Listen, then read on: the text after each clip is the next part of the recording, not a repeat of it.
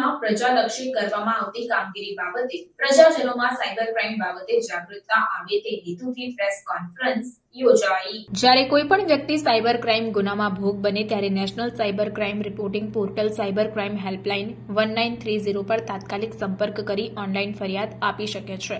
આ હેલ્પલાઇન 24/7 દરમિયાન કાર્યરત રહે છે। આ હેલ્પલાઇન મારફતે કોઈપણ નાગરિક કોઈપણ સમય અને સ્થળ પરથી ઓનલાઈન ફરિયાદ આપી શકે છે। આ ઓનલાઈન ફરિયાદ આધારિત સ્ટેટ સાયબર ક્રાઇમ સેલ તથા ભરૂચ જિલ્લા સાયબર ક્રાઇમ પોલીસ સ્ટેશન તથા ભરૂચ જિલ્લાના સ્થાનિક પોલીસ સ્ટેશન દ્વારા તપાસ હાથ ધરવામાં આવે છે, જેમાં આર્થિક પ્રકારના ગુનામાં બેનિફિશિયરી બેંક એકાઉન્ટ ફ્રીઝ કરાવી ફ્રોડમાં ગયેલ રકમ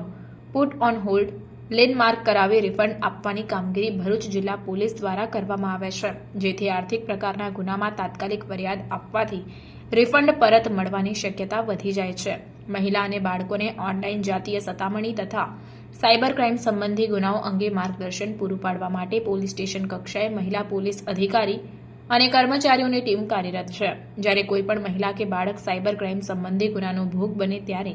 કોઈપણ પ્રકારના ડર વગર સાયબર ક્રાઇમ પોલીસ સ્ટેશન અથવા સ્થાનિક પોલીસ સ્ટેશનનો તાત્કાલિક સંપર્ક કરી ફરિયાદ આપવા નાગરિકોને વિનંતી કરવામાં આવી છે। આધુનિક સમયમાં મોબાઈલ ફોન, કોમ્પ્યુટર, લેપટોપ જેવા ઇલેક્ટ્રોનિક ઉપકરણોનો વપરાશ વધવાની સાથે સાથે સાયબર ક્રાઇમના કિસ્સાઓ વધવાના બનાવો વધારે બનતા હોય એવું ધ્યાન ઉપર આવેલું છે। તો ભરૂચ જિલ્લામાં સાયબર ક્રાઇમના બનાવો ઓછા બને અગર જે સાયબર ક્રાઇમના ભોગ બનેલા છે એ લોકોની પોતાની ફ્રોડમાં ગયેલી રકમ ત્વરિત રીતે તેઓને પાછી મળે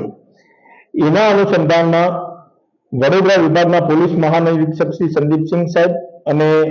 ભરૂચ જિલ્લા પોલીસ વડા શ્રી મયુર ચાવડા સાહેબના સીધા માર્ગદર્શન હેઠળ ભરૂચ જિલ્લાના સ્થાનિક પોલીસ સ્ટેશન કક્ષાએથી અને ભરૂચ જિલ્લાના સાયબર ક્રાઇમ પોલીસ સ્ટેશનના પોલીસ અધિકારીઓ અને પોલીસ કર્મચારીઓની ટીમ દ્વારા પબ્લિક અવેરનેસના વધુમાં વધુ પ્રોગ્રામો ભરૂચ જિલ્લામાં કરવામાં આવી રહ્યા છે। ભરૂચ જિલ્લાના સાયબર ક્રાઇમ પોલીસ સ્ટેશન દ્વારા ચાલુ વર્ષમાં જુદી જુદી જગ્યાએ સ્કૂલો, કોલેજો, મોટી કંપનીઓ તથા જ્યાં વધારે પ્રમાણમાં પબ્લિક એકત્રિત થતી હોય એવી જગ્યાએ આવા અવેરનેસ પ્રોગ્રામો કરીને લગભગ 25,000 જેટલા લોકોને જાગૃત કરવામાં આવેલા છે। અને જે લોકો સાયબર ક્રાઇમના ભોગ બનેલા છે તેઓને ત્વરિત રીતે 1930 કે જે સાયબર ક્રાઇમની હેલ્પલાઇન છે એના ઉપર કમ્પ્લેન રજીસ્ટર કરવા માટે પણ એમને જાગૃત કરવામાં આવેલા છે। અને ભરૂચ જિલ્લામાં જે છેલ્લા ચાલુ વર્ષ દરમિયાન 2023ના વર્ષ દરમિયાન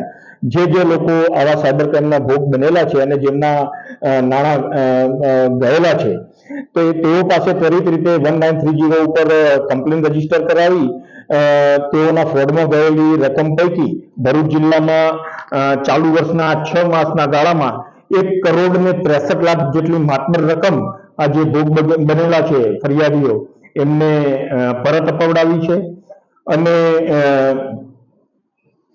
જે એ સિવાય લગભગ 7 કરોડ રૂપિયા જેટલી પુટ ઓન હોલ્ડ રકમ જે ફ્રોડ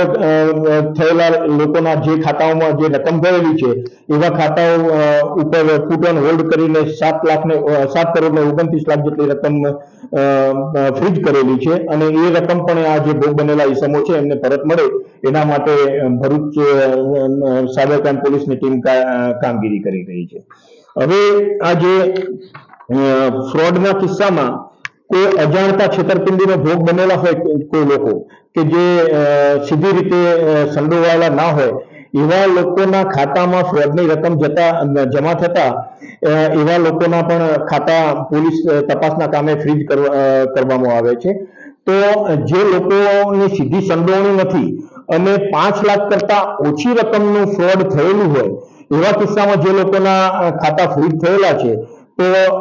એ લોકોના ખાતા અનફ્રીઝ થાય એ માટે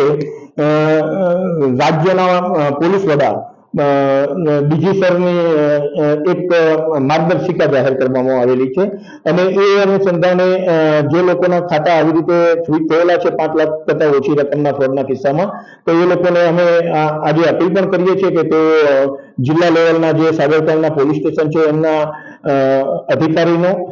અથવા તો CID ક્રાઇમ સાયબર સેલનો સંપર્ક કરીને પોતાના ખાતા અનફ્રીઝ કરાવે.